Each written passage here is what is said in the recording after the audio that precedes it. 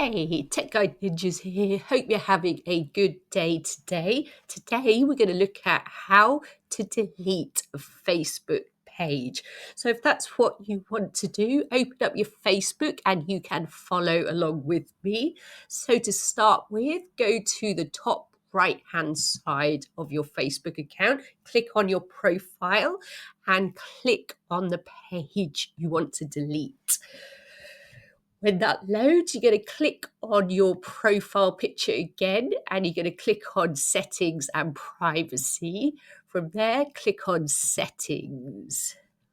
When that loads, you're going to go onto the left-hand side and you're going to scroll down until you see access and control. Click on that. And this will come up and you can see the bit where you can delete your page. So really simple. So hope that was helpful. Give the video a like and subscribe to the channel for more simple tutorials. See you soon.